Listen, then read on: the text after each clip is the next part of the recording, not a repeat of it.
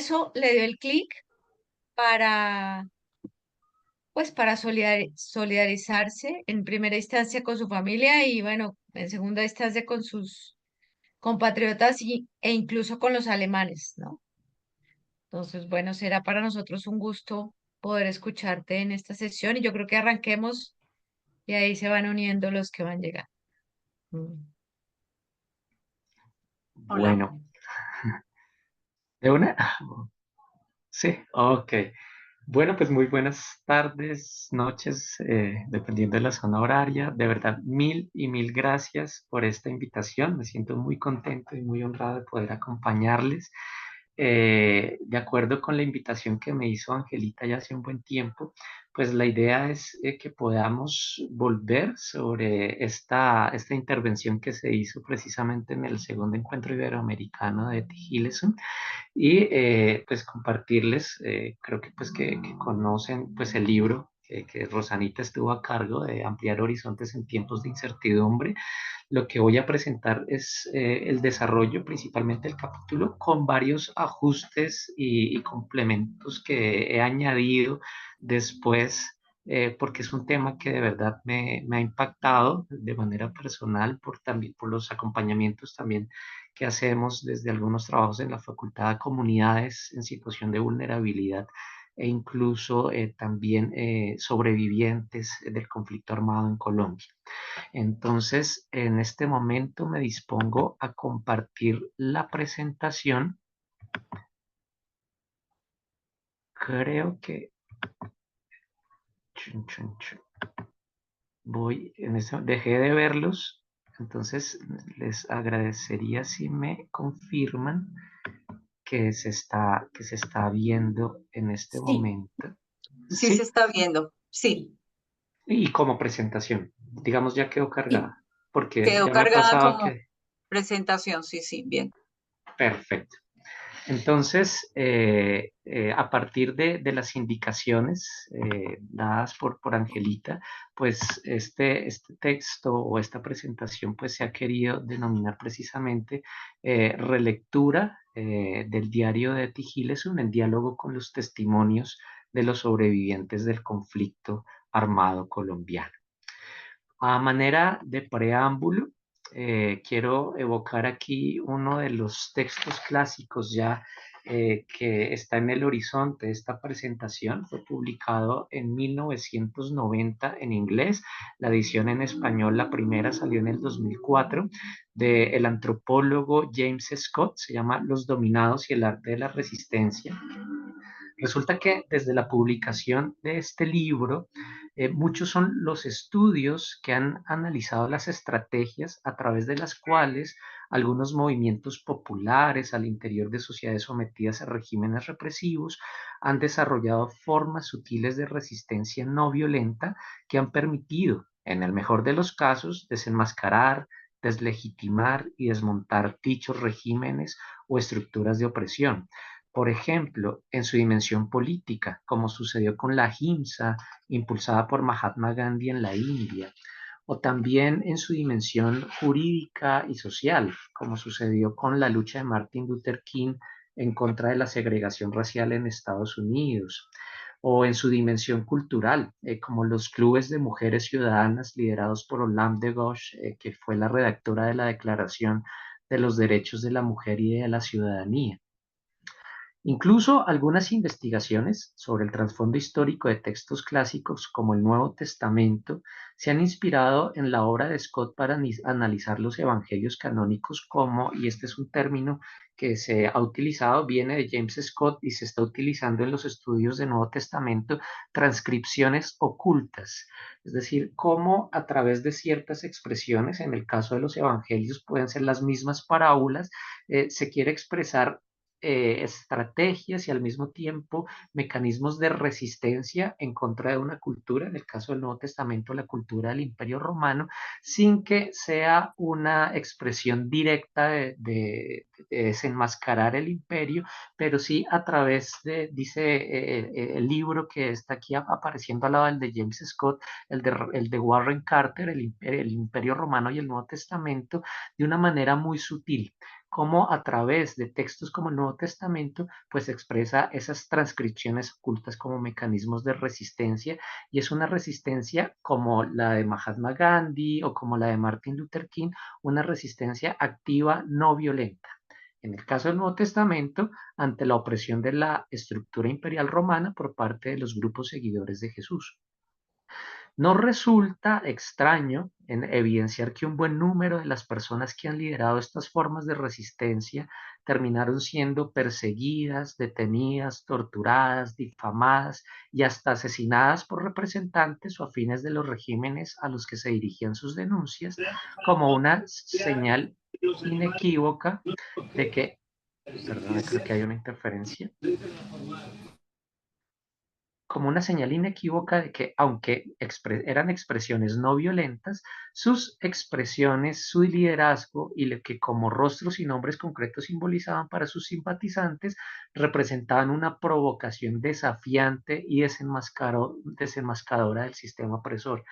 Los casos que tenemos aquí, Mahatma Gandhi, Martin Luther King, Olam de Ghosh, Jesús de Nazaret, terminaron siendo asesinados. Si bien su propuesta era de resistencia activa no violenta, pues eran vistos como una amenaza por parte de esos representantes de esa cultura opresora que terminaron pues desapareciéndolos o asesinándolos. En el marco de la Segunda Guerra Mundial, todavía es objeto de estudio el modo como ciertos grupos de la población europea, tanto judíos como no judíos, intentaron desarrollar formas de resistencia no violenta ante el totalitarismo nazi. Lo que las investigaciones han puesto en evidencia es que dicha resistencia se expresó de manera preponderante una vez que la guerra finalizó a través de los testimonios de las personas victimizadas. De hecho, haber sobrevivido ya de por sí fue una forma de resistir. Recordemos toda la obra de Víctor Frankl que va en esa lógica. Encontrar un sentido en medio del sinsentido ya de por sí es una forma de resistir en sí misma y de sobrevivir, por supuesto, pero también a través de las reflexiones políticas, filosóficas, psicológicas, antropológicas que fueron planteadas por varios de los y las sobrevivientes. Con el régimen nazi derrotado en el pasado, más por efecto de la intervención armada de las naciones aliadas, pero con repercusiones todavía presentes y futuras, la resistencia reflexiva de la posguerra se centró en el descubrimiento y reconocimiento de esto que se llaman racionalidades anamnéticas.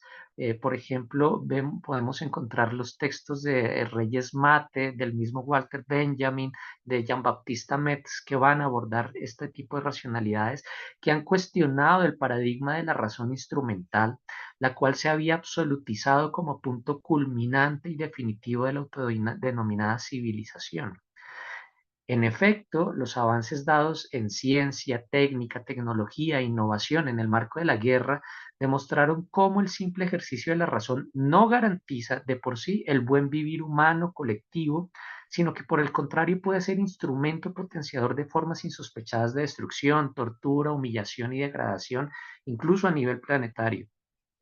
Estas racionalidades anamnéticas han reconstruido narrativa y testimonialmente las particularidades de los acontecimientos violentos. Se han preguntado por los factores causantes o detonantes de los mismos y han hecho memoria de las víctimas, reconstruyendo la historia desde las perspectivas de estas. Recordemos esta expresión que es muy clara desde esta racionalidad anamnética, que por lo general la historia se hace desde la perspectiva de los vencedores. Pues bien, estas racionalidades lo que están mostrando es un inverso o un reverso de la historia, cómo se construye desde la perspectiva de los vencidos, desde la perspectiva de las víctimas. Y todo esto con un propósito particular o con varios propósitos. Por ejemplo, en primer lugar, llamar la atención sobre las posibilidades autodestructivas de lo humano con sus discursos legitimadores de la estigmatización de ciertos sectores sociales, étnicos, etarios, religiosos, de género o políticos. En segundo lugar, para salir al paso de ciertas narrativas que poseen una gran difusión mediática y cultural y cuyo trasfondo ideológico pretende negar, justificar o desinformar sobre el horror de la guerra para ocultar lo inocultable, defender lo indefendible y justificar lo injustificable. Estamos escuchando, por ejemplo, algunas relecturas de la colonización europea diciendo que en realidad no hubo nunca invasión ni eliminación de los grupos prehispánicos o culturas ancestrales que existían aquí en Abya Yala, en la actual América. Escuchamos también algunos discursos que reducen o aminoran el impacto de la misma Segunda Guerra Mundial o de la Guerra Civil Española o de algún fenómeno en el cual se señala directamente a los responsables y algunos grupos quieren aminorarlo. Cuanto más en una época en la que se dice que estamos en una sociedad ya no de la información, sino de la desinformación, de las fake news. En tercer lugar, para abogar por el no olvido y la no repetición de las atrocidades. En cuarto lugar, para buscar la reparación, al menos simbólica, de los victimizados y de los sobrevivientes. Y en quinto lugar, para acompañar a los sobrevivientes en el procesamiento de los traumas y las secuelas ocasionales por las violencias padecidas. A ese respecto, el padre Franklin Buitrago, quien fue decano de teología en la Universidad Santo Tomás aquí en Colombia, decía en alguno de sus escritos, abro comillas, en las narraciones de las víctimas se encuentran con frecuencia tanto sus preguntas desgarradoras ante el sentido de la violencia y de la muerte, como su esfuerzo por hallar una lógica que brinde un mínimo de coherencia a experiencias tan abrumadoras y contradictorias. Muchas veces las historias de vida de los sobrevivientes se convierten en fuente de resiliencia para otras personas que afrontan situaciones semejantes. Estamos hablando no solamente de que el acto de escribir es resiliente en sí mismo, sino el leer lo que otros escriben desde su experiencia de trauma también hace parte del proceso de resiliencia. Estas historias de vida, hasta ahí la cita de padre Franklin, estas historias de vida, la mayoría de carácter autobiográfico o desarrolladas gracias a la iniciativa espontánea de sus autores o por sugerencia de terceros, como sus terapeutas, como en el caso de Etty Hillesum, quienes recurren a la técnica del diario personal y cuyos escritos han sido preservados y recuperados por sus parientes o cercanos sobrevivientes, no solo plasman expresiones de resistencia no violenta de modo narrativo, a través de los relatos en los que describen los modos como en determinadas circunstancias fueron capaces de sobreponerse a sus persecutores, o incluso ensayístico, en que además de los hechos contaban también sus reflexiones, opiniones, sentimientos y luchas internas, sino que en sí mismas y en los esfuerzos por su conservación y difusión se constituyen en testimonios de dicha resistencia que se niega a desaparecer en el olvido. En otras palabras, el hecho de que el diario de Etty haya sido recuperado 20 o un poco más de años después de su muerte, pues es un hecho de resistencia en sí mismo, en sí mismo. De igual modo, las entrevistas o testimonios orales de los sobrevivientes en que reporteros, académicos, organizaciones gubernamentales o no gubernamentales, asesores jurídicos o acompañantes terapéuticos recopilan y reconstruyen las narrativas de la violencia y de sus protagonistas con el fin de recuperar la verdad sobre los hechos y de acompañar a quienes lo narran en el procesamiento de sus traumas, forman también una expresión de resistencia a la muerte, a la impunidad y a la deformación o parcialización de la verdad histórica. Esos testimonios escritos u orales, sin ser representativos de colectividades o movimientos sociales y sin haber repercutido de manera inmediata en la disolución de las estructuras violentas, corresponden a estrategias individuales mediante las cuales quienes han padecido y presenciado el dolor de la guerra se han sobrepuesto a la inminencia del exterminio mediante la exteriorización narrativa y autorreflexiva de sus vivencias y de su mundo interior. Al respecto, el padre Francisco de Rú, quien fue presidente de la Comisión de la Verdad, que entrega el informe final sobre los últimos 50 años de conflicto armado aquí en Colombia, dice lo siguiente, abro comillas, la víctima, precisamente por la profundidad de su victimización y por tener en sí misma una experiencia traumática de lo espantoso y abominable a lo que puede llegar el ser humano, está en una posición privilegiada para acceder a honduras jamás imaginadas, desde las cuales es posible la comprensión radical de sí misma y de cualquier otra persona. por el hecho de ser víctima, puede llegar a honduras inimaginables en su propia búsqueda interior para dar sentido al sinsentido. Hasta aquí la cita del padre Ro.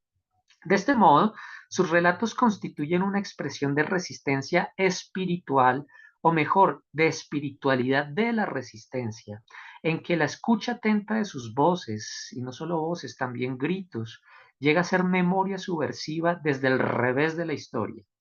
De igual manera, propugnan por desvelar destellos de humanidad y con ella también de divinidad en medio de la banalidad del mal, en términos de Hannah Arendt, para reconstruir la vida y soñar el futuro en que la violencia ya no tenga lugar. Así lo expresa este teólogo mexicano, Carlos Mendoza Álvarez, dice sobre las voces de los movimientos sociales de víctimas en México, precisamente. Dice Carlos Mendoza lo siguiente, abro comillas: una espiritualidad como resistencia antisistémica ha surgido desde las víctimas, se ha convertido así en una de las voces de la anarquía que hacen posible hoy, en medio de horror, hablar de dignidad con esperanza en un futuro que se hace presente a través de la memoria de los inocentes victimados, del reclamo de justicia y de la instauración de nuevas relaciones intersubjetivas, más allá de la dominación capitalista, patriarcal, colonial y sacrificial que marcó a la modernidad instrumental prevalente. Hasta aquí la cita de Carlos Mendoza. Aunque muchos de los autores o testigos no esperaban ser leídos en vida o de manera póstuma por un público abierto, por el carácter íntimo y privado de sus relatos, y muchos tampoco sobrevivieron a la guerra, como el caso de Eti, su testimonio recuperado constituye una memoria viva de su historia, de los horrores a los que puede llegar la codicia humana, pero también del talante del espíritu de aquellos que decidieron no perder la esperanza ni la dignidad de su propia humanidad. Con ese trasfondo, se propone a continuación una relectura de varias de las entradas del diario de Etty Hillesum, escrito, como lo sabemos, en Ámsterdam entre 1941 y 1942 por parte de esta joven judía neerlandesa, quien murió en el campo de concentración de Auschwitz el 30 de noviembre de 1943, tratando de inferir el modo como éstas traslucen su resistencia personal y su talante espiritual ante el sinsentido de la guerra. Esto en diálogo con las narrativas plasmadas en el volumen testimonial del informe final de la Comisión de la Verdad en torno al conflicto armado interno en Colombia de los últimos 70 años. En primer lugar, quisiera ir hasta a esta reflexión: una lucha interior para apaciguar cualquier brote de violencia exterior. En primer lugar, los testimonios de las víctimas y de las personas sobrevivientes revelan una forma de resistencia a la violencia que, además de oponerse a aquella que ejercen los violentos en contra de los inocentes, al menos de manera simbólica, lucha por conjurar, en primer lugar, cualquier posibilidad de violencia que pueda emerger al interior de los victimizados en forma de rencor, resentimiento o deseo de venganza. Así lo expresa Etty Hillesum en la entrada a su diario del sábado 15 de marzo de 1941. Dice así la entrada del diario: hasta que de pronto, hace algunas semanas, surgió un pensamiento de liberación que creció como una vacilante brizna recién nacida en un terreno de mala hierba. Y si existiera tan solo un alemán decente, por ese único alemán decente ya no se podría verter odio sobre un pueblo entero. Ese odio indiscriminado es lo peor que existe. Es una enfermedad de la propia alma. El odio no va con mi carácter. Si en estos tiempos yo llegara tan lejos que pudiera odiar realmente, entonces mi alma estaría herida y debería intentar encontrar lo más pronto posible una curación. Más adelante, en la entrada del 23 de septiembre de 1942, Etty añade: no veo otra salida que aquella en la que cada uno de nosotros se repliegue en sí mismo y extirpe y destruya dentro de sí todo aquello que conduzca a la convicción de tener que destruir a otros. Tenemos que estar convencidos de que cada chispa de odio que nosotros añadamos al mundo lo hace más inhóspito de lo que ya es. Hasta aquí la entrada de Etty.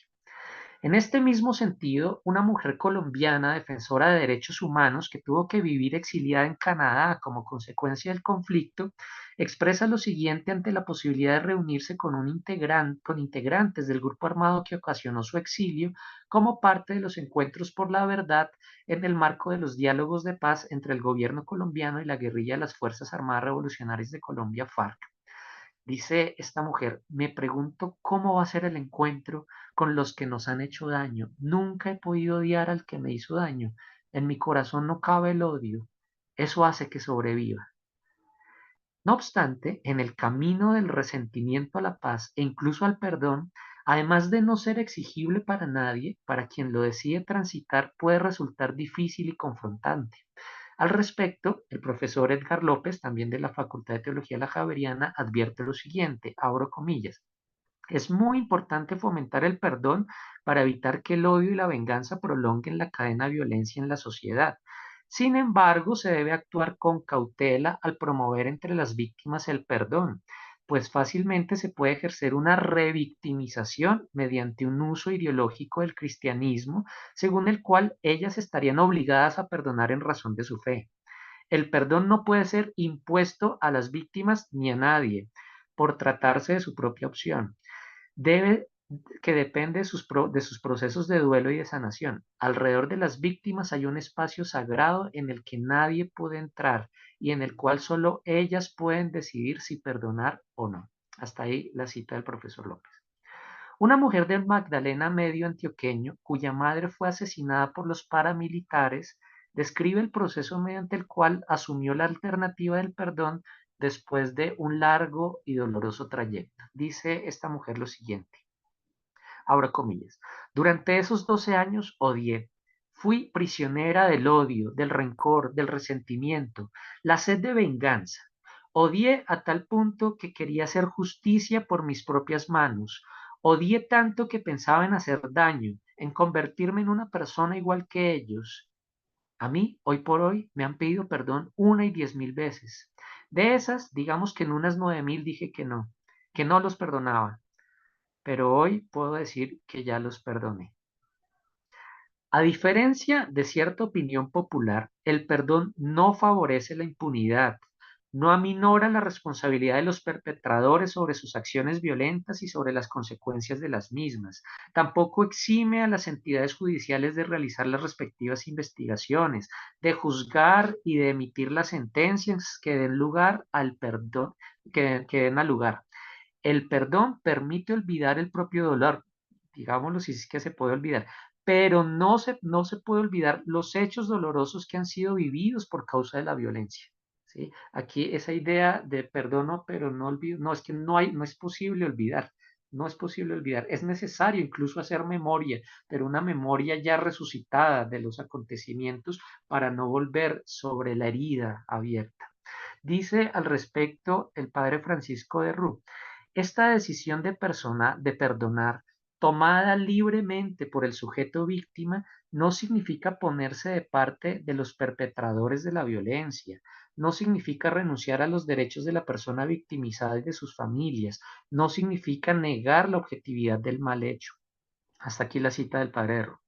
Por otra parte, es común percibir y afirmar que no somos dueños de lo que sentimos o de las emociones que experimentamos, pero esta resistencia consciente e intencional frente al odio pone en evidencia que es posible llegar a decidir incluso sobre las propias vísceras. Esta es una manera de evitar entrar en la así denominada por Primo Levi la zona gris, en que la víctima sin darse cuenta puede terminar convirtiéndose en victimario al permitir que su resentimiento devenga en odio y en deseos de venganza vertidos ya sea sobre su opresor, revestidos incluso por la intención de que éste reciba un castigo ejemplar por la vía judicial, o a modo de chivo expiatorio sobre aquellos que experimentan una vulnerabilidad mayor. También ocurre cuando alguno o algunos de los que padecen la opresión ceden ante el temor de la amenaza o ante las prebendas ofrecidas por quienes los oprimen y terminan delatando, entregando, oprimiendo y eliminando a los propios, traicionando con ello a sus mismas convicciones, orígenes, conciencia e identidad. Segundo lugar, segunda característica que se ha encontrado a través de estos relatos, el relato de Eti y estos testimonios que aparecen en el informe de la Comisión de la Verdad. Desarmar la violencia mirando a los ojos a la contraparte. La renuncia al odio, además de liberar interiormente a la víctima, rompe el ciclo de violencia y da pie a la posibilidad del perdón, entendido este no como un boquete para que entre la impunidad, sino como expresión interior de resiliencia que no se deja igualar o degradar al nivel de la violencia ejercida por el injusto agresor. Eti lo explica con las siguientes palabras. Dice Eti lo siguiente: para humillar se necesitan dos personas, una que humilla y otra que se quiere humillar, o mejor dicho, que se deje humillar. Si falta lo último, si la parte pasiva está inmunizada contra cualquier humillación, entonces se evaporan las humillaciones en el aire. Hasta aquí la cita de Eti. Pero ello solo es posible reconociendo con Eti que, abro comillas, esa corrupción de los otros también está dentro de nosotros. Y realmente, dice ella, no ve otra solución que adentrarse dentro de sí mismo y exterminar toda esa corrupción. No creo que podamos mejorar en algo el mundo exterior mientras no hayamos mejorado primero nuestro mundo interior. Hasta aquí la cita de Eti. Más adelante, ella afirmará, dice, la paz solo puede convertirse en una paz real cuando cada individuo la encuentre en sí mismo, extermine y venza el odio hacia los demás, da igual de qué raza o pueblo, y lo transforme en algo que ya no sea odio, sino tal vez incluso amor. Como Eti lo señala respecto a el único alemán decente que le impide mirar de manera prejuiciada a todos los alemanes, la resistencia liberadora mantiene un contacto estrecho con el mundo real y evita cualquier percepción social generalizada, a diferencia de la postura nazi que llegó a estigmatizar a toda una población o grupo social para legitimar su señalamiento, discriminación y exterminio. Y es que en esa zona gris que mencionábamos hace un momento, citando a Primo Levi, que se tiende entre las víctimas y los victimarios, resulta fácil odiar a la contraparte cuando se le monstrifica, es decir, cuando se elabora una imagen de que el otro es un monstruo. Es decir, cuando se le impone de manera colectiva una máscara horrenda que pretende hacer justificable su exclusión o exterminio, en el caso de los perpetradores hacia las víctimas, o el resentimiento y los deseos frustrados de venganza en el caso de los victimizados hacia los perpetradores. Cuando entre las partes surge la ocasión de confrontarse cara a cara, esa máscara puede caer para permitir que se revele el rostro de la humanidad ajena cuya infinitud ya no puede ser blanco de ataque, sino de comprensión en términos de Levinas. Así lo refiere Eti en su entrada del 3 de julio de 1942 respecto a este soldado alemán. Dice ella, esta noche rezaría también por el soldado alemán. Uno de tantos uniformes también tiene cara, y seguro que habrá muchos con una cara así, en la que podamos leer algo que entendamos. Él también sufre. No existen fronteras entre la gente que sufre. A ambos lados de todas las fronteras se sufre y hay que rezar por todos. Hasta aquí la cita de Eti.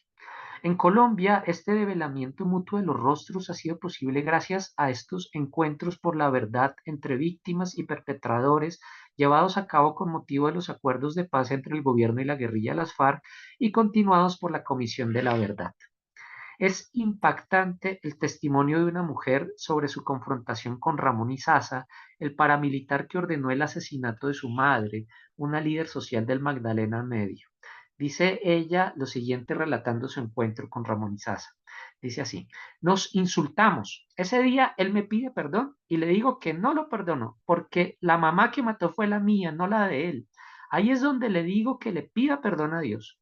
Mi vida dio un giro porque Ramón le suplicaba a Dios, le pedía a Dios, rezaba el rosario por mí para que yo cambiara mi corazón. Quería que Dios me aliviara y le diera la oportunidad de que algún día yo lo pudiera perdonar. Entonces viví otro proceso muy bonito. Hoy le doy gracias a Dios. He vivido una enfermedad y han sido mi apoyo, han sido mi bastón. Ramón y su hijo Liberio se preocupan tanto, tanto, a tal punto de que si yo estoy mal, ellos están mal. Cuando una persona sabe la verdad, puede tener paz en su corazón. Algún día va a perdonar como perdoné yo.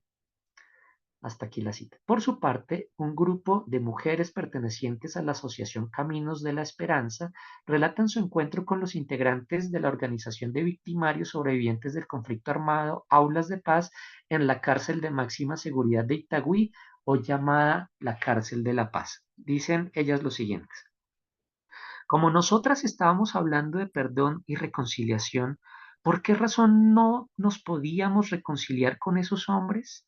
Lo importante era mirarlos a los ojos, escucharlos. Mira la importancia del diálogo. Nos contaban sus historias, por qué se volvieron paramilitares, por qué se volvieron guerrilleros. Se dieron cuenta de que la vía que habían escogido era la de la venganza, meterse a cualquier grupo y matar a toda una familia. Cuando tuvimos la oportunidad de estar con ellos en la cárcel, nos dimos cuenta que si estaban pidiendo perdón de verdad, se estaban preocupando por las víctimas, porque tuvieron una formación al lado de los victimarios. Y les dije, los alias se quedan en la calle. Aquí el nombre que nos pusieron los padres. Es un perdón que no viene de la emoción, no es visceral. Es un perdón que tiene un proceso que se da después de muchos años, de unas vivencias un poco diferentes. También ha sido importante ver la transformación del otro, del victimario. Hasta aquí la cita. Los relatos y testimonios dan cuenta de un proceso restaurativo entre las partes que va más allá de cualquier expectativa de castigo, como podría esperarse de un enfoque de justicia retributiva. El encuentro, el mirarse a los ojos, el contar la verdad sobre la violencia permiten exteriorizar el dolor de la víctima y la responsabilidad del victimario. Al final ya no hay ni víctimas ni victimarios, sino seres humanos con rostros y nombres propios que son mutuamente liberados y sanados. En tercer lugar, la fuerza interior como resistencia a cualquier forma de violencia. Finalmente, como confirmación de los postulados de Viktor Frankl, los escritos de las víctimas y de los sobrevivientes traslucen una forma inusitada de resistencia frente a la violencia padecida, caracterizada por la fuerza que emerge de su interior y les alienta a mantener la esperanza, el sentido de la vida, la libertad en medio del cautiverio y la capacidad de proteger y cuidar a otros y a otras desde el sufrimiento compartido. Así lo comparte Etty en sus últimas entradas de 1942. Dice ella en sus varias entradas: con varias personas en una sofocante celda, ¿no es nuestra tarea mantener la fragancia de nuestras almas en medio de esta pútrida transpiración? No me siento atrapada en las garras de nadie, solo me siento en los brazos de Dios, por decirlo de una forma hermosa. Da igual que esté sentada aquí ante mi querido escritorio o que viva dentro de un mes en una pobre habitación en el barrio judío, o tal vez en un campo de trabajo bajo la custodia de la SS. Creo que siempre y en todas partes me sentiré en los brazos de Dios. Ahí, en los barracones, llenos de gente aterrorizada y perseguida, he encontrado la confirmación de mi amor por la vida. Cada vez que aparecía una mujer ante la mesa de nuestro registro o un niño hambriento, me dirigía hacia ellos y me ponía en ademán de protección detrás de ella. A veces me sentaba al lado de alguien y le ponía la mano alrededor del hombro. No hablaba mucho, solo le miraba la cara. Nunca me resultaba algo extraño. Cada expresión de sufrimiento humano me era familiar. Por su parte, dos líderes y dos lideresas afro del Consejo Comunitario Cocomasia expresan el modo como su espiritualidad se convirtió en pilar de resiliencia en medio del conflicto. Dicen ellos: nosotros estamos vivos gracias a Jesucristo, que nos ha dado esa resistencia y ese valor para estar en estos territorios. Hemos tenido bastante terror y a nosotros mismos nos toca buscar la manera de reinventarnos para sobrevivir en todo este caos. Entre estos son abundantes los testimonios en los que se plasma cómo la crisis ocasionada por el trauma llevó a los sobrevivientes a buscar ayuda, aliento, consolación y fuerza desde sus respectivas espiritualidades. La fuerza que emergía de su interioridad no solo les permitía sobreponerse a la devastación, sino también brindar apoyo y protección a otros más vulnerables con quienes se enfrentaban el trauma. La violencia no solo produjo muerte y dolor, también fue ocasión para restablecer y consolidar lazos comunitarios de empatía y solidaridad, que más adelante se traducían en fiesta y celebración de la vida como memorial de quienes habían perecido. En términos de Carlos Mendoza Álvarez, dice lo siguiente él: los ritos y símbolos religiosos en memoria de desaparecidos o de personas asesinadas por el necropoder hacen visible de manera colectiva la voluntad de vida de personas y comunidades de sobrevivientes. Expresan el compromiso de remembrar a quienes ya han sido aniquilados para darles sepultura, reconocerles como ancestros y, según la gramática de cada tradición religiosa, celebrar su vida perenne en el seno de la gratuidad divina. Hasta aquí la cita de Carlos Mendoza. Así, la narrativa y la celebración evocan y actualizan el pasado para revivir a los asesinados y violentados, condenar la violencia que los quiso silenciar, procesar y sanar los traumas infligidos, pero también son condición de posibilidad para soñar y construir de manera colectiva alternativas eutópicas, no utópicas simplemente, sino eutópicas en cuanto a un buen lugar de buen vivir y convivir, en que la violencia ya no tenga lugar ni sentido.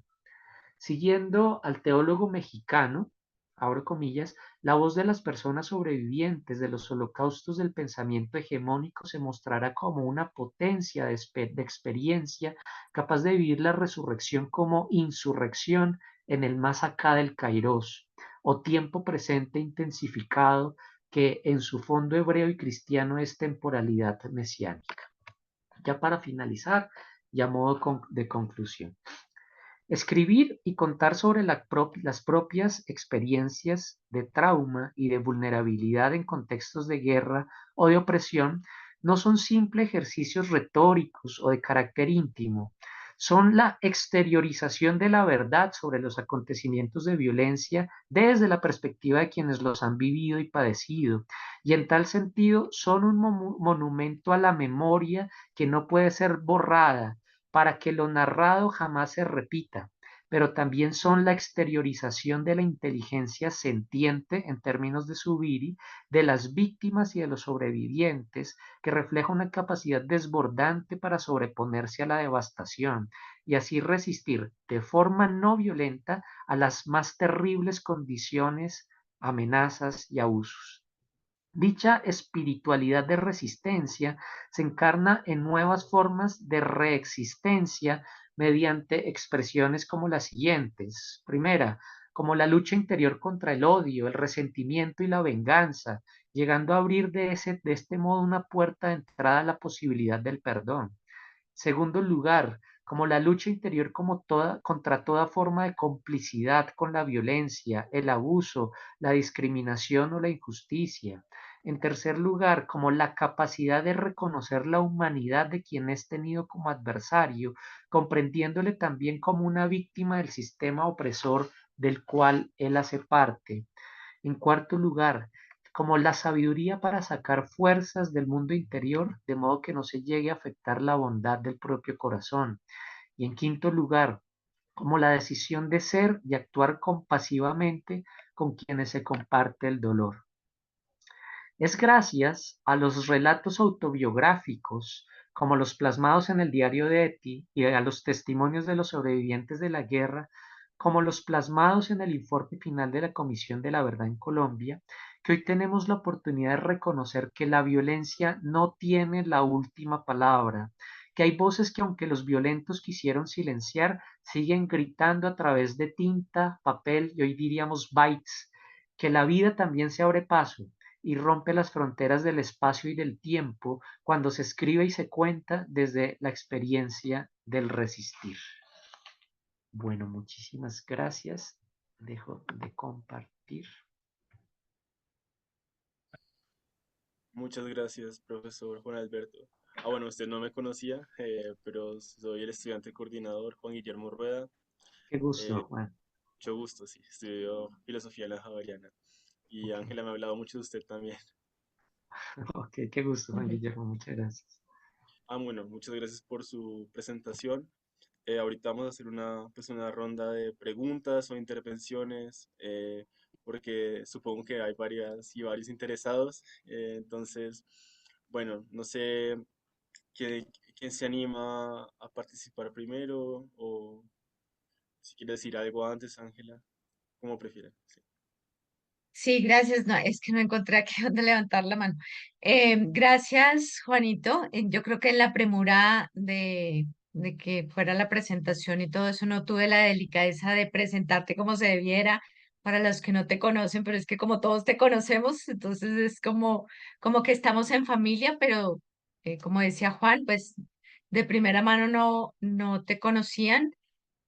Juanito es doctor en teología de la Universidad Javeriana, tiene todos los títulos eclesiásticos de doctorado, licenciatura y bachillerato eclesiástico, pero además, pues muchos de nosotros hemos sido testigos de su crecimiento en la facultad y también todos coincidimos en el gran ser humano que hay detrás de tantos títulos, que eso es lo más importante. Eh, y yo también he visto cómo, incluso pues en el área bíblica, pero en ti, Juanito, también como investigador, ¿cómo, cómo has percibido estos cambios o este cambio también a nivel investigativo? Porque lo bíblico se ha movido a escuchar nichos muy fuertes, como por ejemplo el de las víctimas, ¿no? Entonces, ¿cómo has percibido también esa riqueza, ¿no? Entre una comunidad que efectivamente escucha a los expertos, pero unos expertos que escuchan la vida, la experticia de la vida en medio del dolor, ¿no? O sea, ¿qué ha pasado como de lado y lado? A propósito de la hermenéutica bíblica. No sé si se responde una vez o hay una ronda de preguntas o...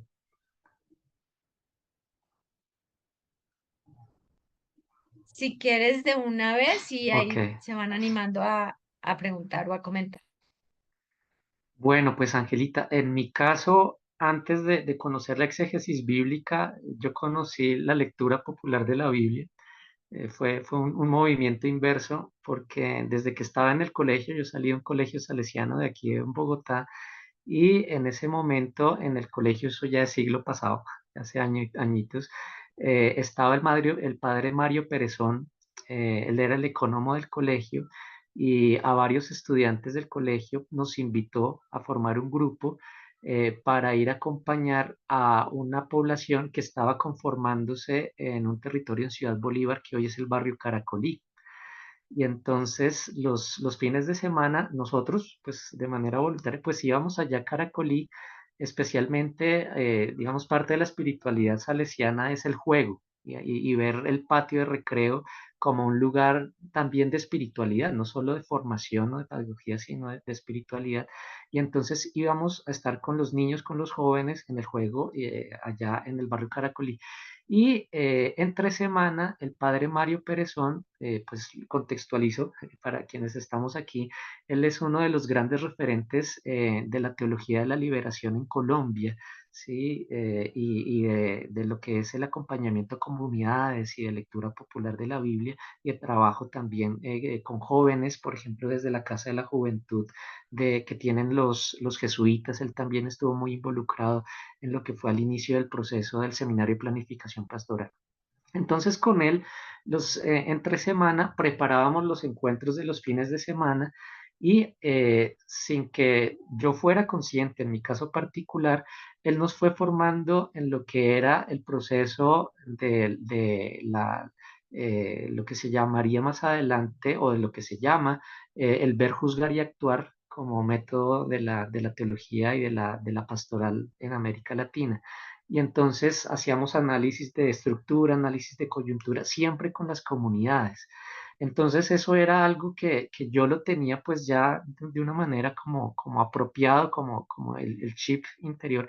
Y cuando empiezo a estudiar exégesis bíblica, pues me doy cuenta de que no se puede entender la escritura sin mirar los contextos. Por una parte, los contextos en los que se escriben los textos mismos, porque allí hay parte de ese potencial de sentido del cual habló en algún momento Paul Ricoeur, sino que también es importante tener en cuenta los contextos de lectura actuales, ¿sí? Un poco en lo que sería la crítica de la recepción, ¿sí? Y quiénes son los que los leen y cuál es el impacto o la dimensión perlocutiva que tienen los textos cuando son leídos por las comunidades.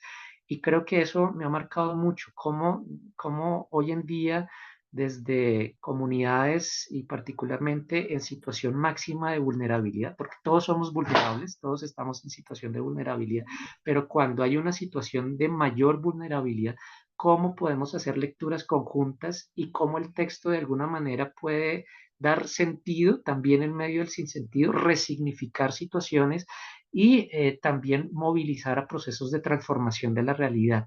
Creo que ya a nivel, no me salgo un poco de mi propia experiencia, sino a nivel del área de Biblia, esto ha sido un proceso muy bonito, ¿sí? Que se ha abierto gracias a las iniciativas de hermenéutica bíblica latinoamericana, donde hemos descubierto precisamente eso. El texto no cae del cielo ni se lee por sí mismo, sino que son lectores de carne y hueso quienes le dan sentidos y nuevos sentidos a esa lectura, y esos sentidos no solo son a nivel cognitivo o epistemológico o teórico, sino que tienen una dimensión profundamente transformadora, incluso revolucionaria.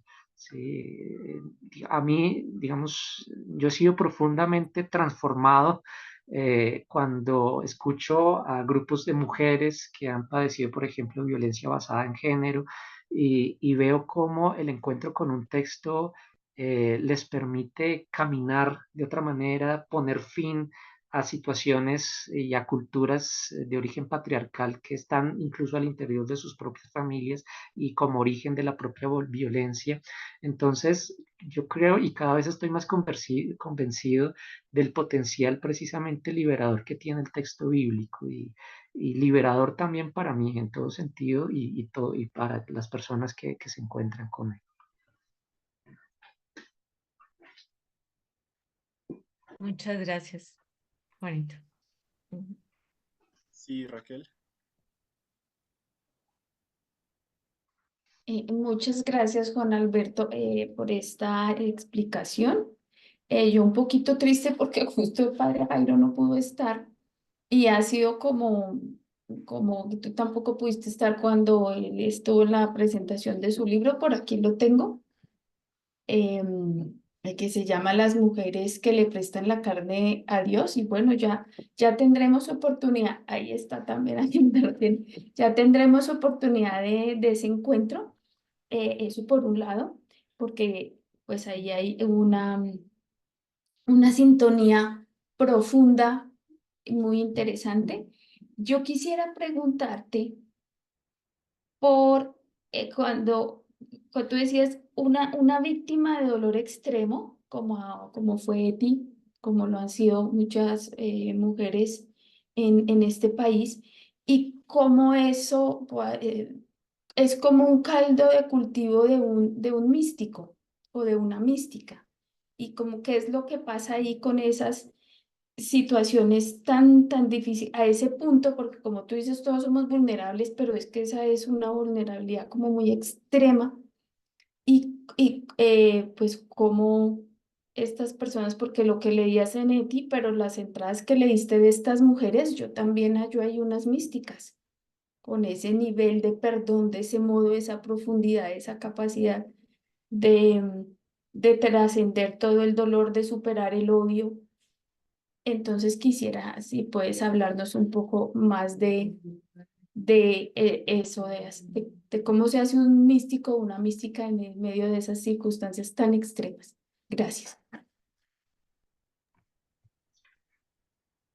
Querida Raquel, pues me gustaría decirte que ojalá no hubiera necesidad de pasar por situaciones extremas o traumáticas para llegar a una dimensión mística de la propia experiencia. Ojalá no sucediera eso. Nadie tiene por qué pasar por situaciones como las que han pasado, pues estos místicos de los cuales estamos leyendo. Pero yo creo que aquí encontramos esta perspectiva de la cual habla Víctor Frank, por ejemplo, en la presencia ignorada de Dios, cuando él llega a decir que es precisamente la situación del trauma y del sinsentido la que le permite a la persona de alguna manera ahondar en su propia interioridad para tratar de encontrar una respuesta o un sentido en medio de esa situación. Y curiosamente, ahí en ese ahondar en sí mismo, en su interioridad, encontrar esta expresión de divinidad.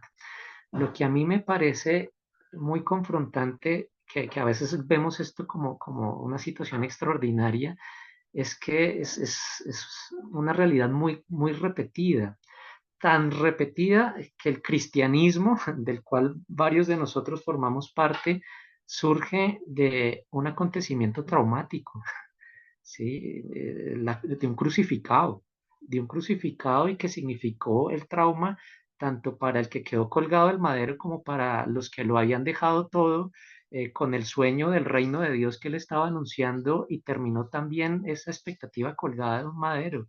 Sí, es curioso, la fe misma en el cristianismo nace de una experiencia de trauma, pero también de la convicción de que la última palabra no la tiene la muerte, no la tiene el sinsentido, sino que desde ahí surge precisamente la resurrección y la esperanza y la capacidad de soñar otros mundos posibles, de soñar otros modos de vivir y de convivir en los que no tenga lugar la violencia ni la opresión. Y creo que el cristianismo nace desde esto. Creo que desde un punto de vista lógico y racional, esto no es lógico. ¿Sí? Es decir, la lógica diría que cuando se experimenta el trauma, la persona queda sin caminos, sin posibilidades. Pero ahí es donde emerge precisamente la dimensión del misterio y donde puede también reconocerse esa presencia ignorada de Dios de la cual habla Víctor Frank, de cómo cuando se cree que ya no hay fuerzas para salir adelante, surgen precisamente esas expresiones como le pasa a Eti también. ¿Sí? Y como le pasa a tantas personas que han experimentado este tipo de situaciones, ¿sí? Además que me parece que hay algo curioso, tanto en el caso de Eti, con el caso mismo de Jesús de Nazaret, que la emergencia de esta expresión de divinidad en una situación de trauma no solo transforma a quien lo está experimentando, sino que se contagia. ¿Sí? Creo que el hecho de que haya habido un interés por Eti muestra precisamente ese contagio, es decir, no solo afecta a la persona individual, sino que se transmite a otros. ¿Sí? Me parece muy interesante, tiene una capacidad de irradiación hace parte de esa dimensión de misterio, ¿no? Como este tipo de testimonios, insisto, lo decía en el texto, no solo transforman a quien lo experimenta, sino también a quien lee el testimonio. Es muy interesante eso. Y perdóname, Raquel, vuelvo sobre algo que tú comentabas al inicio, a propósito del texto del padre Jairo. El título a mí me llama mucho la atención, las mujeres ¿cómo es? Que prestan su carne a Dios, las Que le mujeres que prestan prestan la carne a la Dios. carne a Dios. Algo que me parece muy interesante es que este ejercicio de emergencia de la dimensión mística surge principalmente en mujeres. ¿Sí? Hay una sensibilidad femenina que permite que esta expresión o esta emergencia del misterio en situaciones de trauma sea mucho más frecuente en el caso de precisamente de esa dimensión femenina. Vuelvo al caso del cristianismo. No tendríamos los testimonios de la resurrección si no fueran por las mujeres mismas. ¿Sí? Si ustedes miran los relatos más antiguos de la pasión, por ejemplo, el que está plasmado en el Evangelio según Marcos, cuando los discípulos de Jesús ya habían salido corriendo, estaban huyendo, abandonaron a Jesús, así aparece en el capítulo 14, verso 50 del Evangelio según Marcos, quienes estaban al pie de la cruz, allá aparece en el capítulo 15, verso 40, eran las mujeres, y las mujeres son las primeras que van a testimoniar al resucitado y la resurrección. ¿Sí? Ellas son las que van a generar precisamente este proceso del cristianismo. Hay una investigación muy interesante de una autora de Estados Unidos, se llama Catherine Corley, el título del libro se llama Maranatá, y lo que ella demuestra es cómo precisamente gracias a estas mujeres es que hoy en día tenemos el cristianismo. Si no fuera por ellas, no estaríamos en otra cosa. ¿sí? Estaríamos en otra cosa, es gracias a la experiencia de ellas. Entonces aquí hay una sensibilidad femenina que creo que está en el origen y que es necesario visibilizar cada vez más.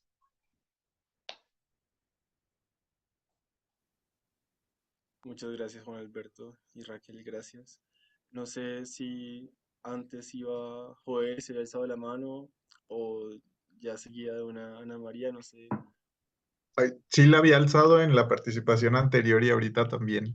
Y Vale, quisiera sí. participar porque tengo que irme. Ah, listo, Entonces, listo. eh, Dale, dale, dale. Sí. pues nada, como, pues primero agradecerte mucho, ¿no? Juan Alberto, por tu exposición. Y yo tengo el libro y no sabía que ahí estaba. Ahí ahorita lo fui siguiendo después de que descubrí que ahí estaba. Pero bueno, pues tu ponencia y el texto pues me remiten a algo que ya había compartido, ¿no? Y que complemento un poco con mi compartir de la sesión pasada que me encontré con, tanto personalmente como con, pues con la tesis de una teóloga que se llama Mireya Vidal y Quintero, que precisamente ella hace como un estudio, también es biblista y hace un estudio como de la cuestión del trauma, ¿no? Y ella lo que dice es como, pues el pueblo judío, a partir de esta experiencia traumática de exilio y de eso, como que lo que hace es ponerse a relatar su propia historia como con pues como con esta posibilidad de resignificación y resiliencia, ¿no? Entonces, como que yo digo, pues, o sea, Jesús fue judío y bebe de esto mismo, y como dices, ¿no? El cristianismo es una experiencia, pues, traumática, ¿no? Una, ver a Jesús, ¿no? Al compañero, maestro crucificado y después llegar al otro trauma de ver la tumba vacía, ¿no? O sea, entonces, como que siento que es como el cristianismo, como la figura de Jesús que bebe de el cristianismo que también viene de un trauma, ¿no? O sea, entonces, a mí eso me pone a pensar en esto que dices, ¿no? O sea, como los traumas que pueden ser individuales y que escuchar la historia de alguien se vuelve como un trauma, pues no personal ni vivido en carne propia, pero como secundario, ¿no? Y también esta autora nos hablaba como de los traumas cuando hay traumas sociales, ¿no? O sea, como precisamente, pues esta cuestión del cristianismo, también traumas culturales, ¿no? O sea, como que se van transmitiendo incluso de generación en generación, ¿no? Y eso yo pensaba como en el trauma, como que a veces el cristianismo podemos asumir como narrativas traumáticas, como si fueran salvíficas o redentoras. Y me parece que no, ¿no? Como justamente la posibilidad que nos ofrece el trauma es eso, ¿no? La resiliencia, el poder resignificar, ¿no? O sea, no es como la experiencia de la cruz en sí lo que salva, ¿no? Sino como que es lo que hay detrás y lo que podemos resignificar de eso, ¿no? De ver al crucificado, de decir, fue tal la generosidad, tal el amor de Jesús, ¿no? O sea, no que haya, o sea, como que a veces estas propuestas de, ay, es que por tus pecados está ahí, ¿no? O sea, como al menos a mí no me hacen sentido, ¿no? Entonces, bueno, eso es lo que quería compartir. Joel, muchas gracias. Me parece interesantísimo e importantísimo lo que estás diciendo, porque pensándolo bien, somos hijos de una tradición traumática, sí, y tradición religiosa, cultural, etcétera. La pregunta es, ¿qué hacemos con el trauma? ¿Sí? Recuerdo a un profesor de Antiguo Testamento judío que tuve viviendo en Jerusalén, hablando de la destrucción del templo de Jerusalén que ocurrió en el año 70. ¿Sí? El judaísmo que existía hasta el año 70 era un judaísmo que giraba en torno al templo, en torno al sacerdocio y en torno a los sacrificios. En el año 70 se destruye todo esto, se destruye el templo, arrasan con los sacerdotes, ya no hay sacrificios, y la pregunta que surge entre los sobrevivientes, que son los fariseos, después llamados rabinos, es cómo seguir siendo judíos sin esto que era esencial. Y entonces empieza a surgir esta reflexión, nos pudieron quitar todo, pero hay algo que no nos quitaron y fue la Torá. Y entonces este profesor judío nos decía, parece ser que el judaísmo que surge a partir del trauma del año 70 llega a ser hasta mejor que el judaísmo que había antes, nos decía este profesor. Sí, cambió la perspectiva, pero fue gracias a esa situación de trauma. ¿Cómo podemos, la expresión no es sacar partido, sino aprender también de esas dimensiones y ser capaz de buscar esa interioridad? Evoco aquí el inicio de Fratelli Tutti del Papa Francisco y sus primeros mensajes en torno a la pandemia, porque el Papa Francisco en los primeros numerales de Fratelli Tutti dice, ojalá que como humanidad hayamos aprendido algo de esta situación que nos afectó a todos para poder ser una mejor sociedad. Y entonces eso lo dice él con una esperanza utópica, etcétera. Y dice más adelante en Fratelli Tutti, pero parece ser que la realidad nos está mostrando otra cosa y es que no hemos aprendido porque se intensificaron las individualidades, los egoísmos, etcétera. Y esa es la inquietud como humanidad, porque fue un trauma planetario lo que vivimos hace 4 años. ¿Será que sí hemos aprendido algo? No, nos queda esa lógica, porque tal vez hemos tenido como humanidad una experiencia o una oportunidad de tener una experiencia mística a partir de esa situación como humanidad. ¿Aprendimos algo? ¿Qué pasó ahí? Es una pregunta que tal vez con el paso de los años podemos empezar a responder.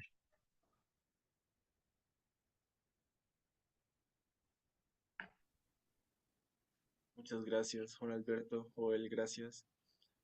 Ahora sí, Ana María.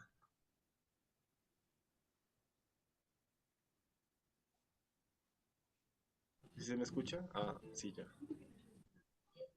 Ok, ¿ahí me ven? Ay, no sé si se ve. Sí, sí se ve. Sí. Ok, bueno, pues yo quería escuchar a Juan Alberto, que lo estimo un montón.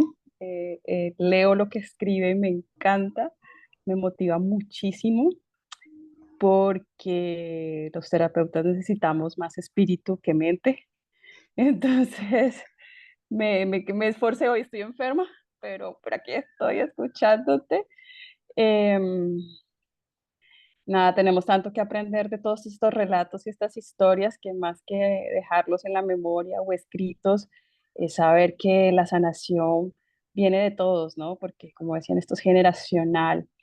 Yo hace 8 días les comentaba que quien no ha vivido una experiencia traumática, todos, todos, ¿no? Yo atendía a personas que fueron transcribieron los relatos de personas de la Comisión de la Verdad, periodistas que han trabajado en temas de violencia y conflicto, ¿no? que atienden todas estas organizaciones.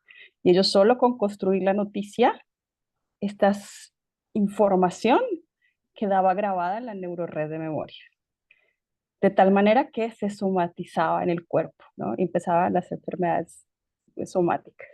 Entonces, el trauma es de todos. Y si vemos la historia de Colombia, por ejemplo, llevamos muchos años en guerra y en violencia, generaciones de generaciones. Entonces, hablar de trauma yo creo que es un tema no de profesionales, sino de entender cómo este se hace presente en nuestras vidas. Que por qué pasa, que por qué hay que vivir esto, que ninguno son más o menos si lo han vivido de cerca o de lejos, primario, terciario, no. Yo creo que pues el ser humano está destinado a sufrir. Yo creo que el sufrimiento nos hace vivir, transformar, que a veces llevamos a límites extremos que uno dice, no, no tendrían que vivir así. Sí, pero yo, como tú leías en esos relatos, las mujeres sufrieron mucho para poder contar y transformar esa experiencia. Yo creo que el sufrimiento también es intrínseco a la existencia humana, ¿no? ¿Cómo lo abordemos? Bueno, cada uno tendrá sus recursos, sus herramientas. ¿El llamado cuál es? Bueno, a identificar qué es el trauma, cómo se hace presente, porque no es una enfermedad, ¿sí? Es una parte de nosotros que vive esa experiencia traumática. Y el llamado es a saber transformarlo de alguna manera. Y adicionalmente, lo más importante de vivir o tener experiencias traumáticas o haber transitado por esto es la conexión o la corregulación. Y de ahí la importancia con la conexión con el otro ser, con el ser humano, esto que nos llama ser existencia, ¿no? Por ahí que los que tenemos el recurso, por ejemplo, de lo espiritual, de lo no ético y espiritual, como decía Víctor Frank, es ese encuentro con Dios, ¿no? Como esa esperanza que él lo manifestaba cuando decía, yo ya no tenía nada más, afuera no me esperaba a nadie, pero tenía el deseo de seguir viviendo. Entonces, es eso, ¿no? Esa conexión, ¿no? Cuando ya uno no puede más, recurrir a la conexión con el otro, en el encuentro con el otro, con Dios, con las personas que amas, ¿sí? Porque si no hay encuentro, ya caemos sobre todo. Entonces esto es, digamos que estamos haciendo como un hilo. Yo no sé cómo Eti hizo, yo creo que el tema de Eti es de más estudio profundo, me parece, en temas de cómo esta vivencia, la violencia afectó a ella, porque sí le afectó, lo manifestaba en el cuerpo. Este, pero también el tema espiritual me parece que es muy transformador en ella. Y bueno, hoy en día hay estudios de cómo las personas que incluso no vivieron dentro del holocausto, o sea, que pudieron migrar a otros países, como por ejemplo Estados Unidos, también vivieron trauma. O sea, no estando dentro de la experiencia de la guerra en Alemania, vivieron trauma. ¿Por qué? Porque el sin sabor, el sin saber qué pasaba con sus familiares, sin tener información, también generaba una serie de informaciones somáticas, de pensamientos y emociones y sensaciones que se quedaban ahí de manera desafectiva. Entonces, generacionalmente todavía vemos cómo esto repercute. Y qué mejor que estemos haciendo como la tarea de aprender de ello, ¿no? Porque no es una tarea solo de profesionales, sino de todos. Yo siempre les digo a todos, todos deberían saber trauma. Y ser resilientes, no solamente con decir, bueno, lo sé, sino como integrarlo a través de partes, ¿no? Fue una parte de mí que vivió esa experiencia. Ana María, mil gracias y qué gusto verte y escucharte. Nos escribíamos, Pues, pero hace rato que no nos, no, desde el pues, año pasado. no, Qué sí. alegría, muchas gracias por esto que nos estás compartiendo. Yo quisiera volver sobre lo que tú has comentado, que realmente el trauma es una experiencia humana, ¿sí? El hecho de nacer ya en sí mismo es pasar por un trauma, ¿sí? Y quien no pasa por ese trauma no sobrevive. Es decir, pasamos por esta lógica. Ahora bien, creo que hay un llamado de atención que hacer aquí y es evitar un poco, si bien el trauma se puede naturalizar, como tú muy bien lo has dicho, no se puede naturalizar y mucho menos sacralizar la violencia que puede estar en el origen de ese trauma.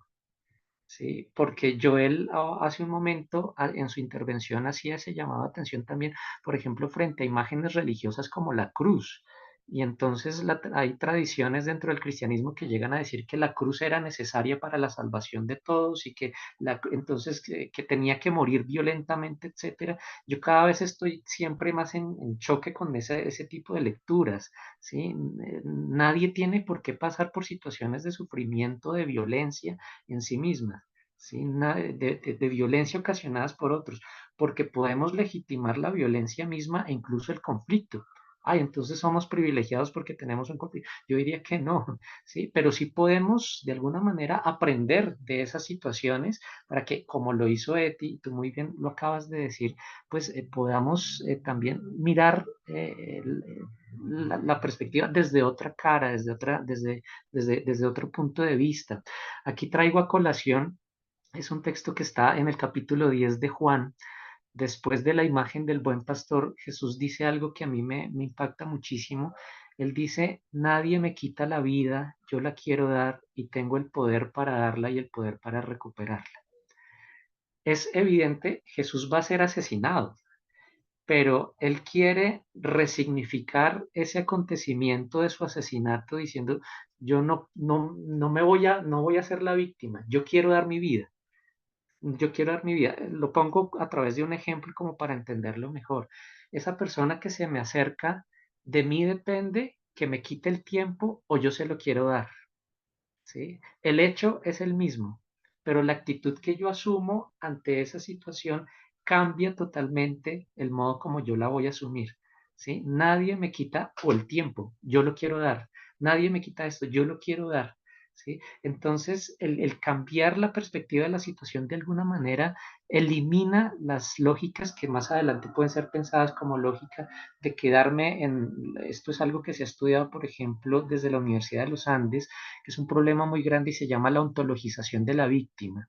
Y es como la persona que ha sido victimizada pierde su identidad y entonces simplemente se identifica como yo soy la víctima y pierde todas sus otras dimensiones, ¿no? Yo soy fulanito de tal, yo tengo tal familia, tengo esta historia, y entonces simplemente se replica como la víctima misma y no sale de ahí, y no pasa de víctima a sobreviviente, ¿sí? Que es uno de los grandes problemas que tenemos. Creo que ahí hay un reto enorme en ser capaz de resignificar y resiliar este tipo de situaciones, porque como muy bien se ha dicho, claro, el trauma ayuda a crecer, ayuda a sobrevivir, pero también cuando lo sabemos manejar, muchas veces nos podemos quedar en el trauma y a mí me impacta muchísimo el caso de Primo Levi. Sí, fue alguien que a diferencia de ti sobrevivió al holocausto físicamente, pero internamente ya murió allá, murió allá. Sí, eso a mí me impacta muchísimo. No fue capaz de sobreponerse a esa condición de víctima y se quedó ontologizando la dimensión de víctima. Eti fue otra cosa, fue un caso totalmente inverso. Sí, creo que ahí todavía hay un gran camino por recorrer. Les confieso, en este momento estoy escribiendo una conferencia que voy a ofrecer el próximo mes. Es sobre Eucaristía y reconciliación en contextos de violencia a partir del texto de la cena en el Evangelio según Marcos, y lo estoy haciendo releyendo el testimonio de la masacre de la Rubiera que ocurrió en 1967. Asesinaron a 16 indígenas y varios de ellos niños. Y entonces está narrado, los indígenas fueron asesinados y está narrado desde los testimonios de los que los mataron. Y ellos llegan a decir, es que no sabíamos que matar indios, dicen así, era pecado, no sabíamos que no se podía matar indios. Mira, yo leo ese testimonio, lo que tú dices hace un momento, Ana María, de los que transcribieron los testimonios del informe. Mira, yo cada vez que vuelvo sobre él, no, me toca con pañuelo en mano, porque puede ser un hecho que ocurrió hace mucho tiempo, pero tiene un efecto sobrecogedor tremendo, tremendo, ¿sí? Que uno dice, no se puede quedar simplemente en un sentimentalismo, sino que tiene que llevar también a detener la barbarie. El hecho de que tengamos memorias de las víctimas, como la memoria de Eti, como la memoria de los sobrevivientes del conflicto colombiano y de los sobrevivientes de tantas experiencias de violencia en la historia, es también una manera de decir, basta ya. Si tenemos estos testimonios, no es simplemente para regodearnos en ellos, sino para decir, esto no se puede repetir. No, si en el caso del cristianismo, si somos seguidores de un crucificado, es para decir, no puede haber más crucificados en la historia, no puede haber más sangre derramada, ¿sí? No puede tenerse ni siquiera sacralizar la violencia. ¿Sí? Me parece muy importante. Ana María, gracias por esto que nos acabas de compartir. Qué interesante. Muchas gracias. Sí, Ángela,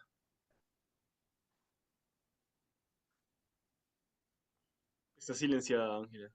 Sí, gracias también Ana María. Esperamos que te mejores y porque estás ahí como en situación de vulnerabilidad también. Y a propósito de estas distinciones entre Primo Levi o Jana Meri, también creo que le pasó. eh, ¿Qué crees? ¿Qué crees, Juan, que hay en esas sutilezas humanas también entre una Eti que en medio del campo de concentración encuentra sentido, o bueno, Víctor Frank con otra dimensión, y un Primo Levi que no alcanza, ¿no? O sea, como que se queda atrapado en el campo de concentración aunque físicamente ya no esté, ¿no? O sea, ¿cuál es la disposición humana? Qué pasa ahí en esos seres humanos? Porque compartimos humanidad.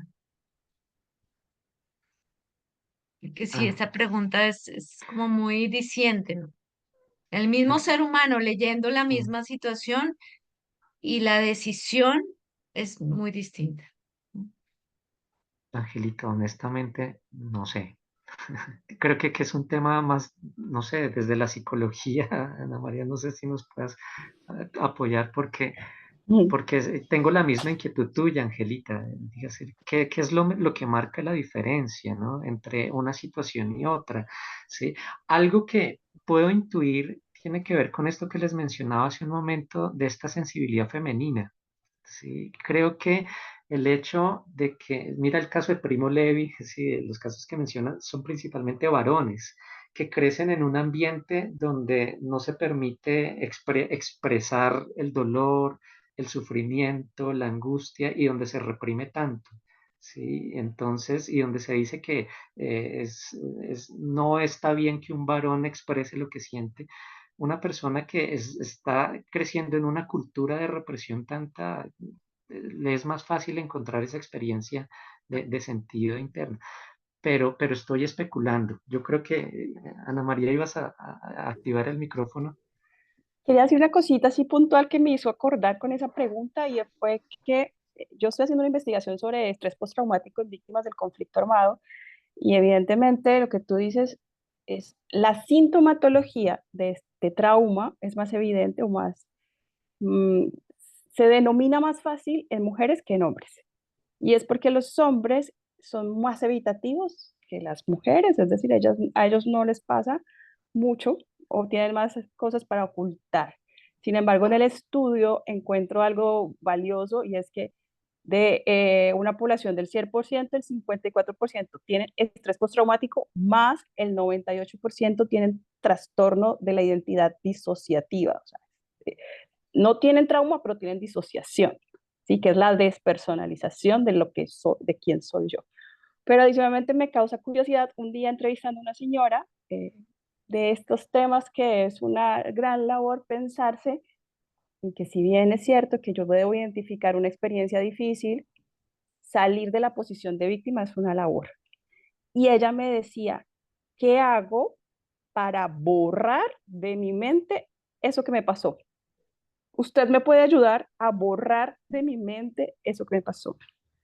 Y otra persona me dijo, yo no quiero olvidar lo que pasó, porque mientras yo estuve allí, yo pude ver muchos amaneceres, ¿sí? Y disfruté del agua, ¿sí?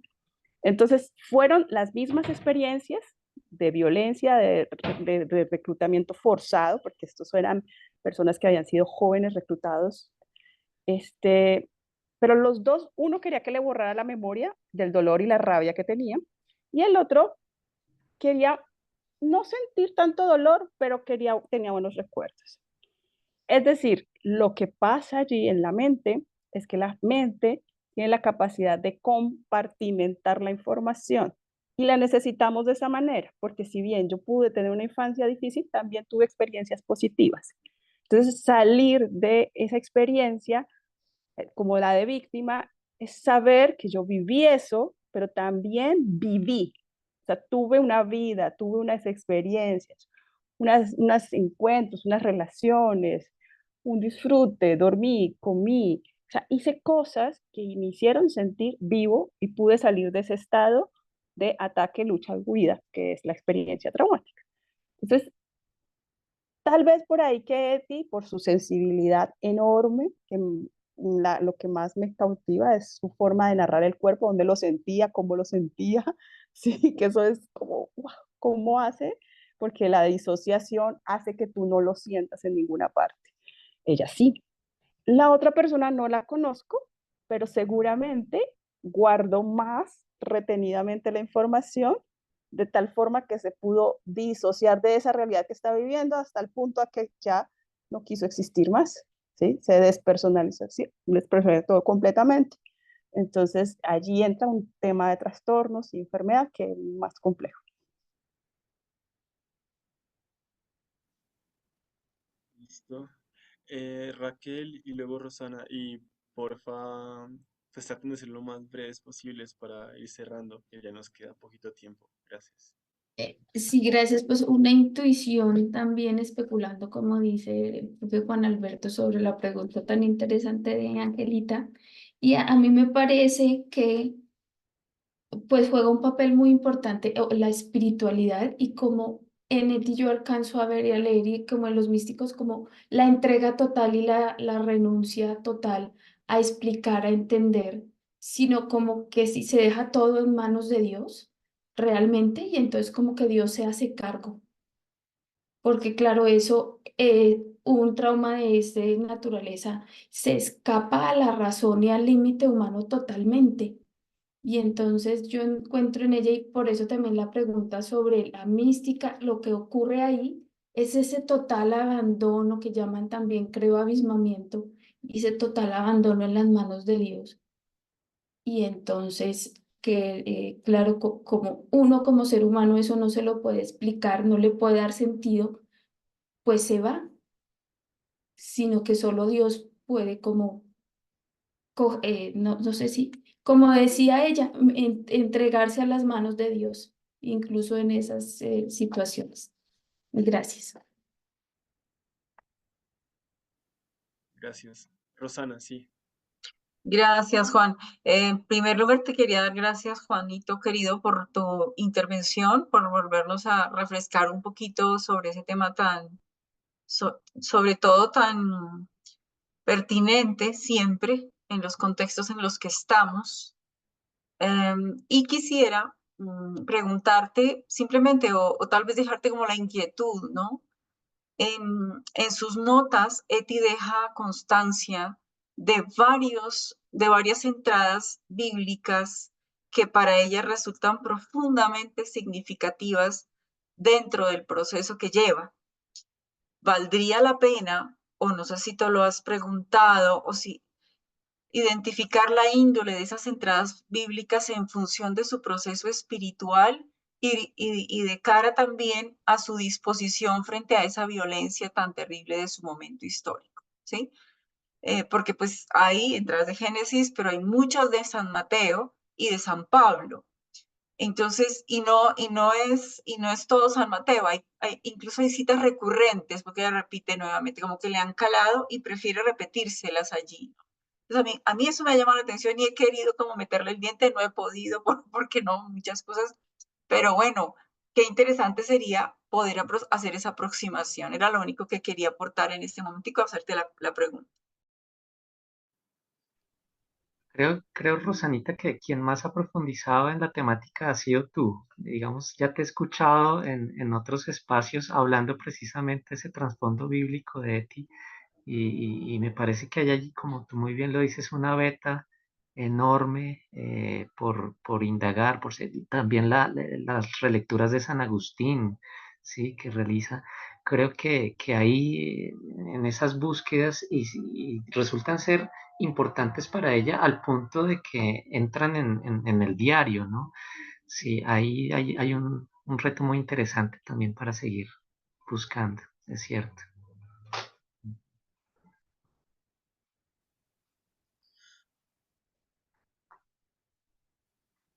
Listo, muchas gracias. Bueno, muchas gracias Juan Alberto por tu tiempo y también por la bella exposición que nos trajiste. Y también a todos los del grupo por la participación. Lástima que ya toca cerrar. Y ahí Ángela me estaba escribiendo también, como recordándome que tocaba cerrar, entonces pues es una lástima, pero igual nos vamos con muchas cosas de acá. La próxima sesión, que es en 2 semanas, la tendrá a cargo Raquel, y aquí está. Em, entonces, pues, en su debido momento mandaré como el título y el tema, y le recordaré cuando, pues, bueno, le recordaré que es el 8. Entonces, bueno, sin más que decir, muchas gracias a todos. Les deseo feliz noche, feliz descanso, y bueno, sí, gracias.